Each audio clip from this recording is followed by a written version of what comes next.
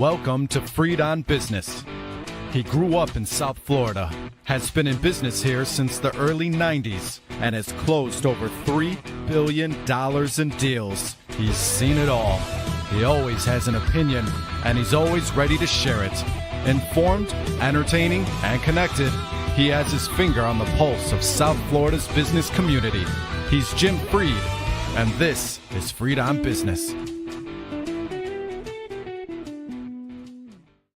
Well, welcome everybody to show number 840. My gosh, it's impossible for me to believe that I've been on that long. It's been 16 plus years. Our sponsors, Warren Henry, have been on with us for probably 14 and a half of those years. And of course, the University of Florida Bergstrom Center has been on since day one.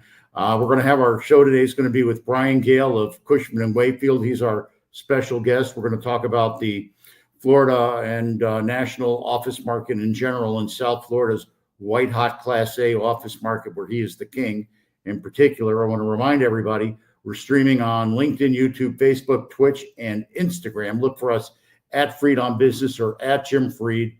And of course, I want to thank our friends at Warren Henry Automotive, who recently closed my latest deal. Got notice while I was sitting in Warren Henry getting my newest car. So with that, I want to bring on our guest for today, Brian Gale of Cushman and Wakefield. Brian, Miami Podcast Studios. Where's Brian? There he is. Oh, right high here. five. There he is. Buddy. Hey, Brian, how are you? Doing great. Love being on your show, Jimmy. You know that. Love having you. Thanks for being the Todd Golden of office leasing down here. Were you at the event so Jim and I are both on the MSRE board at University of Florida. And then, Todd Golden came in and gave a speech to all the MSRE kids coupled with the board members. Were you there for my question? I thought it was a great question. And I actually, a new board member whose prospective board member claimed to be in San Antonio. So I tested him by asking him your question. Why don't you tell everybody what your question was? That we had, the national championship coach, Todd Golden, guy's like 39 years old. He's unbelievable. And before the national championship, I was fortunate to take my two boys to San Antonio for the game, which was the full Final Four. Which There's my mini basketball that he signed for the record. He's so amazing. He's so engaging. I got Billy Donovan there too. He said he wasn't as good as Billy Donovan. I said, not yet. Not yet is right. He'll be there in a few minutes. Anyway, right before the game, he hit 4 half-court shots in a row, 4 half-court, with all the players standing around. The players went nuts.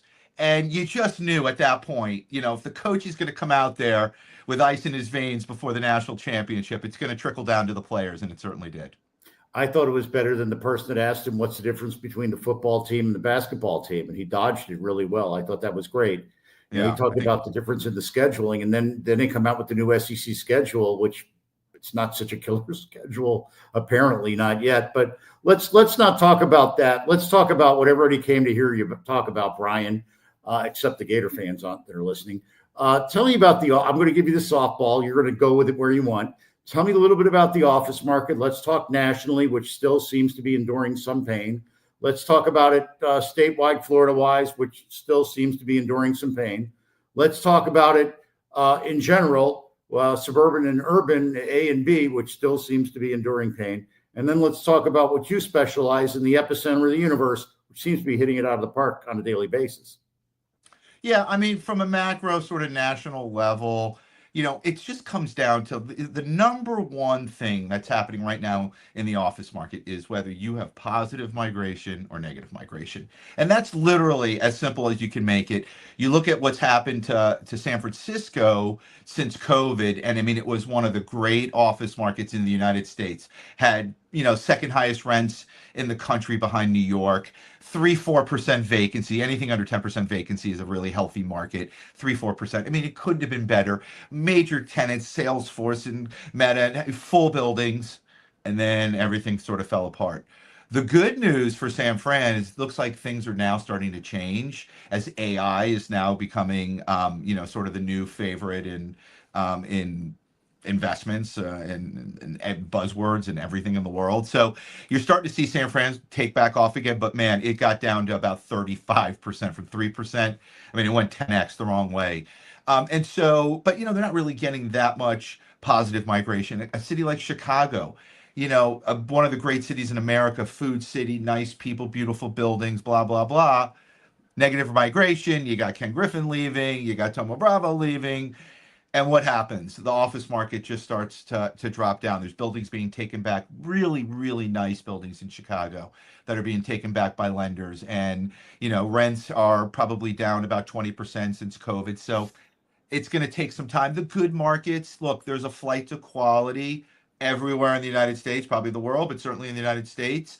They will go to the nicer, newer buildings in every market. Okay. And so it's the commodity stuff that's really, really challenged right now, which is the small windows, short ceilings, spaces that just don't feel energized, right?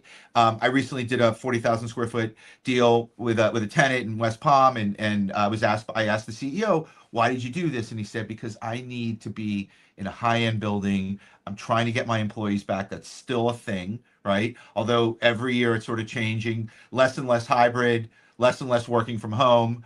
But to be able to offer sort of that real high-end experience, I think is what is important and what is doing well. New York City still, $275 to $300 a foot for one Vanderbilt and 425 Park, the high-end buildings in New York.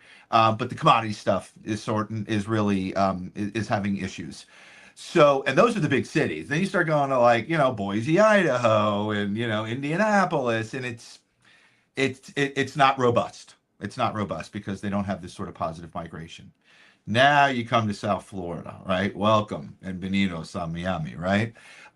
It's been unbelievable. It has been, the demand continues, not as robust as 21, 22, but it was so over the top in 21, 22, we couldn't even get a handle on what was happening. So now it's sort of normal. Wait, first of all, it's not normal. It is so much still better than pre-COVID.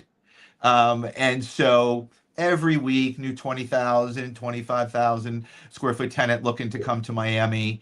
And so, being on sort of the front lines, we represent 8 million square feet throughout all the submarkets in Miami-Dade County. So we get to see all the deals, get to talk to all of the tenants and see who's coming and why they're coming. And so, look, Miami's going to have another decade, okay, of an unbelievable run here. It's a small market, really small market, 55 million square feet, way smaller than Atlanta, way smaller than Chicago, way smaller than New York.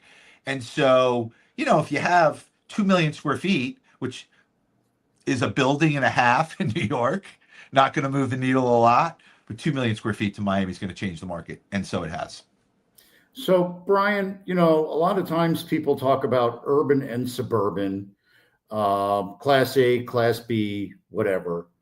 I think that the real thing that defines the Miami office market is that we're land and supply constrained, especially in today's world where I call it the theory of a half a block. Depending on where you're located, you could be in a great location or a not so great location. I live in Edgewater. I see what was thought to be cutting edge building going back to the lender. I see another what's thought to be cutting edge building, looks to me like it's all full. One building, you can't walk to anything. The other thing, you can walk to everything.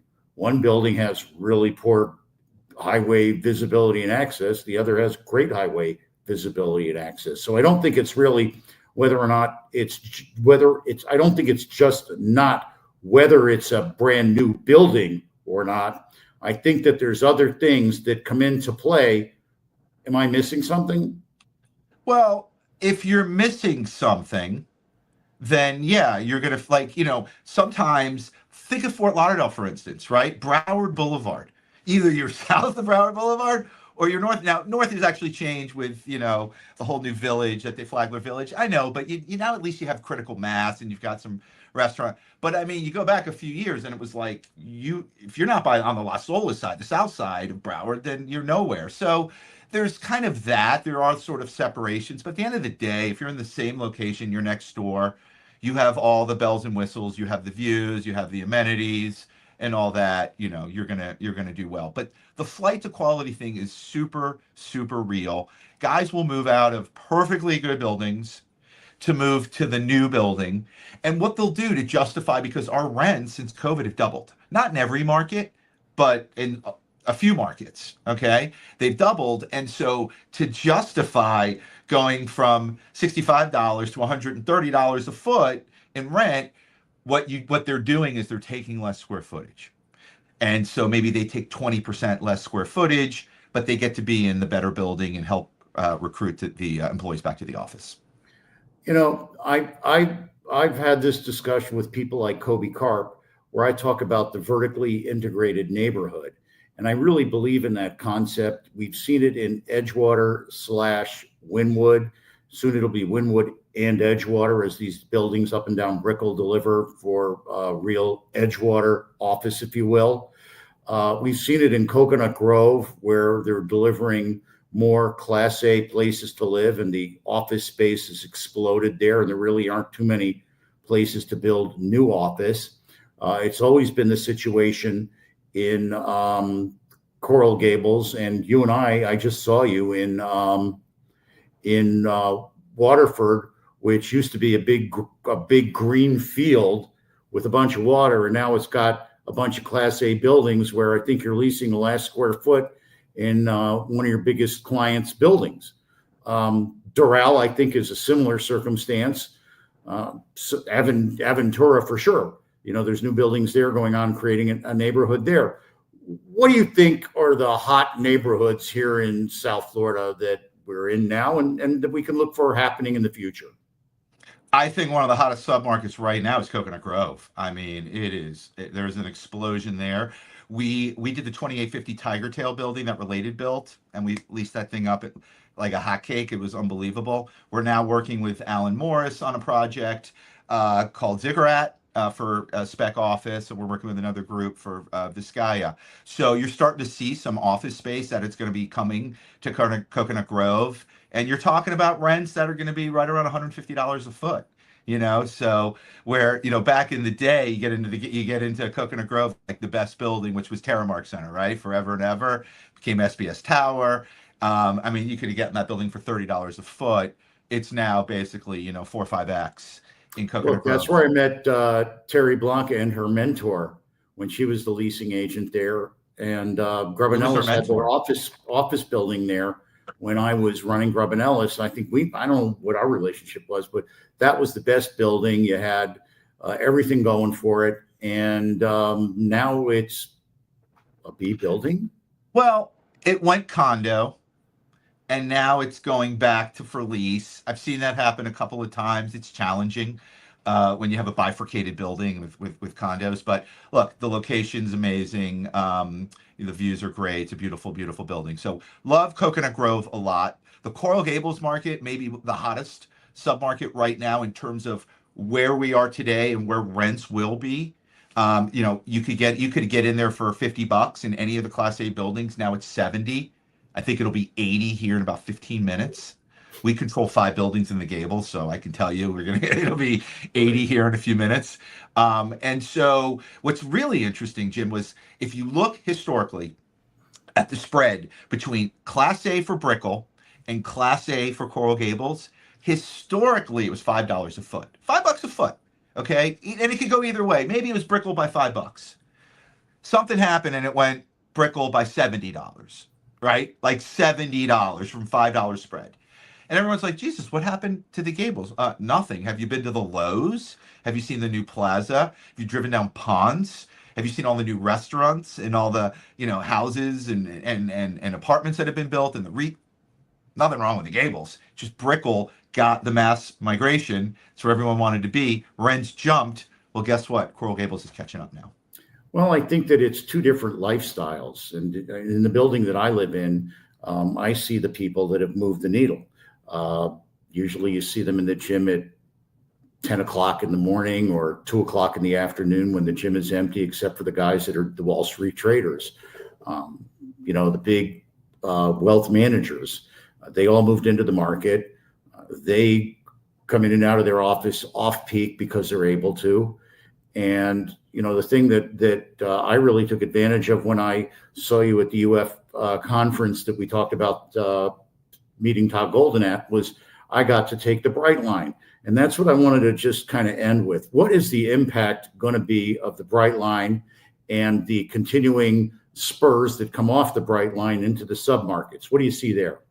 I'm the biggest fan. I could not be a bigger fan of Brightline. I think it is the biggest game changer. I have a client who lives in West Palm and works on Brickell, okay? Takes the freaking train. I know people that live in Fort Lauderdale and work in Miami. I know people who live in Miami and work in Fort Lauderdale. That's never been really a thing. You can't do that, right? It's 2.5 hours of traffic. You can't do that. So I love the connection there. Like my daughter's a sophomore at Florida.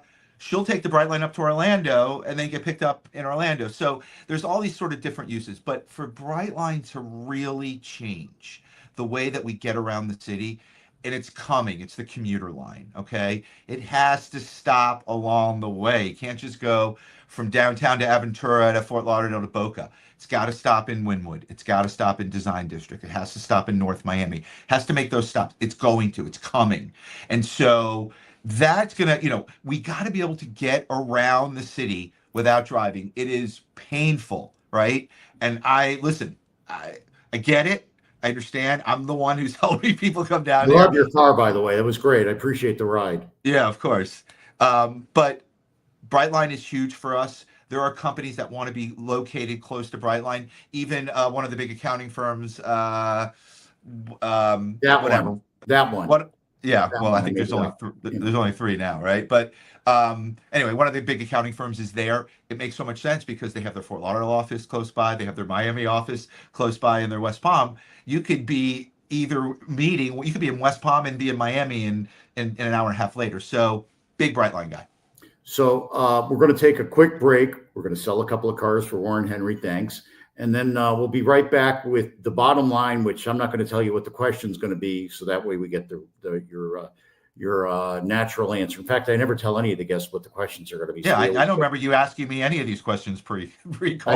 I didn't. I want your honest opinion and your wonderful energy that you give. So Miami Podcast Studios, take it away for break. We'll be right back after this short message from Warren Henry with the bottom line from Brian Gale.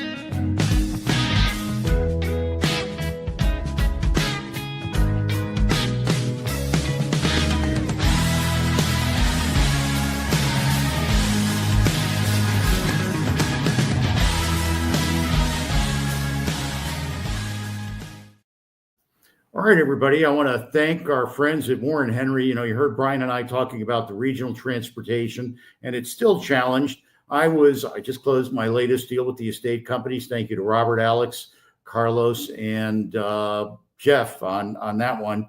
And I want to thank my sales manager, Brandon Capone from Warren Henry. Brandon Capone made my purchase seamless. I want to thank Ismet Yagzi, the sales manager, also there at Lincoln. I guess he's really a sales manager for Warren Henry all over, for making us part of the family. I literally can call any of them on their cell phone and get them right away. And of course, I give them my legacy Warren Henry gear that I've owned since Brandon was a younger man than he is now. But they treat us like family. My mom goes there. My wife loves it there. I've gone there for years. They have clients from literally all over the state that shop at Warren Henry. They've got their great store in Gainesville that Brian and I love to go to try their Audis out at. They've got a great store in Key West that basically covers all the brands that Warren Henry has. They have an award-winning Land Rover, Range Rover store in South Dade, another one in West Broward. And I got my car at their headquarters office at 151st and Biscayne, where they've got Land Rover, Range Rover, Jaguar, and their new beautiful Lincoln store there. I got a Lincoln. What did I get? A Lincoln. Didn't get Navigator. Navigator. No, the Navigator's a little too big for me, B. I got the thing that's named after the submarine. I'll remember it as soon as I go out of the break. But the bottom line is that they've got a great group of cars there. Great people sell you the cars, and they make sure you understand your car, but sometimes you forget the name of the car that you got, the model. But in any event, I love my Warren Henry car. We've been customers and family members there for 30 years now. So remember, whenever you're looking to buy or lease a car, you want to get every advantage that you can. That's why you have to go to Warren Henry up at 151st Street or one of their other stores up in Gainesville, down in the Keys, or here in Dade or Broward County. Always the best price, always the best service, always Warren Henry. Welcome back to Freed on Business. Connect with us on LinkedIn, YouTube, Facebook, and Twitter at Jim Freed or at Freed on Business, and on Instagram at Jim Freed1. Now, back to your host, Jim Freed.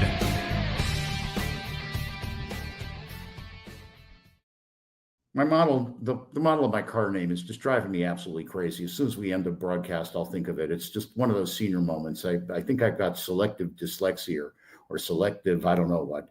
But I want to remind everybody, I do capital markets work in real estate and private equity for all kinds of high net worth investors from across the world. If you need problem solved in real estate, give me a call. I can usually do it with one phone call. And we're here with the person that I would call if I had anything I ever needed to know about office space. In fact, it is who I called when I needed to know something about office space. And he gave me, boy, did he give me the inside scoop. He's the man who knows everything there is to know about office. And now I'm going to ask him what the bottom line is. And Brian, the bottom line is, make believe I'm a person from out of state. I want to come here. I want to lease 20,000 square feet of contiguous space, the Class A office building. Want to kind of be by my house, but that's not really that important because, like I said, I come in at 10 and I leave at 2. Where would you suggest I go, and what amenities would I see in my building?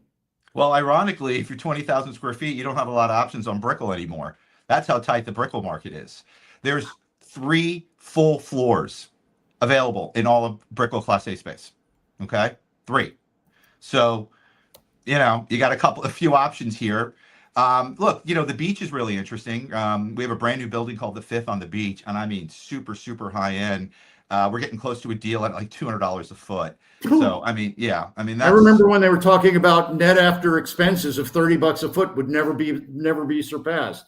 Yeah, I know. Then that little pandemic thing happened, and then everything changed. It changed our entire market. And the rich guy who lives, let's say, Sunset Island or in one of the high-end condos south of Fifth, he wants to either walk to work, take his golf cart, be very, very close, and they're willing to pay up for that convenience. So there could be an option for you on the beach. It's going to be in the $150 to $200 square foot range if that's where you want to be. You go to Wynwood. Wynwood's a really interesting market right now. We just did a 75,000 square foot lease with Amazon. It's Amazon's first ever office space in Miami. They're going to have all functions working out of that. Wynwood is the new South Beach. Wynwood is where it's really happening. There's a lot of momentum in Wynwood. You've got the retail. Now you've got the hotels. You've got the multifamily. I mean, right next to our office building, we have a brand new 265,000 square foot office building. The developer built 510 units. I did the apartment building just across the street from your fancy office building. To the south. Yeah, to the one towards downtown, the other side of the street. Yeah. I did that one, and then I did the related deal next to that too. Not that I'm trying to boast. No, that's okay. It's a nice flex there. Far be it from me.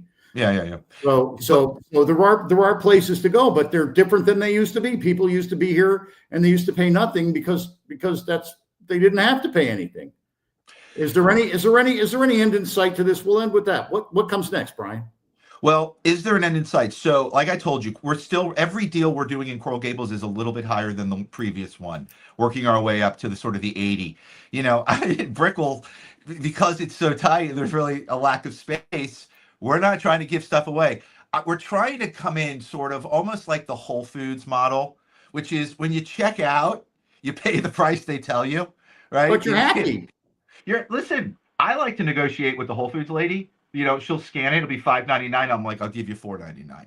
She's like, I don't have the authority to do that. I'm like, can you get the manager? That's fabulous. Go talk to my wife. She knows how to manage the whole food scene. Listen, by the way, the bottom line is that the name of the brand, the model of my car is the Nautilus, like the submarine. Sure. It's I love that car.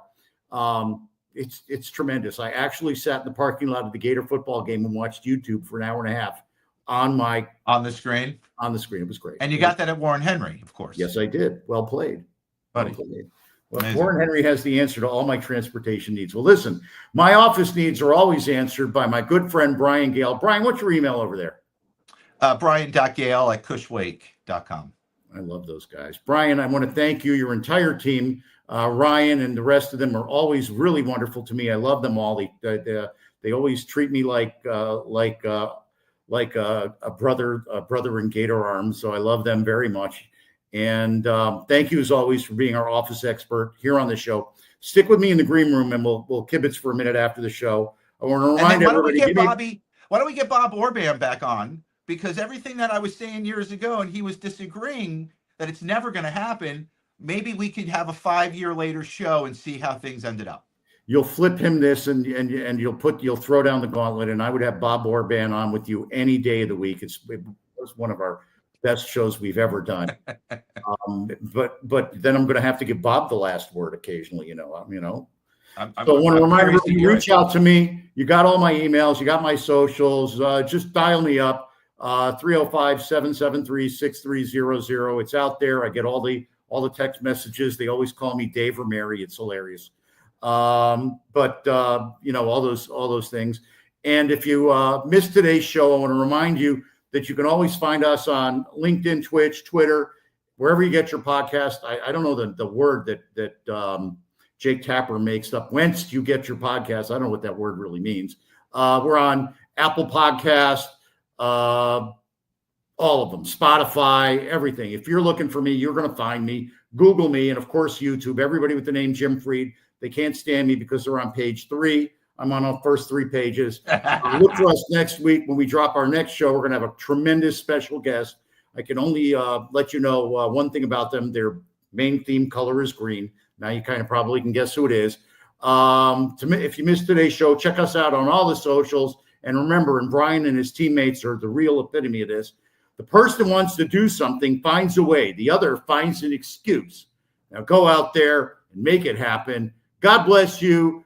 God bless the United States of America. Miami Podcast Studios. The rest of the show is yours.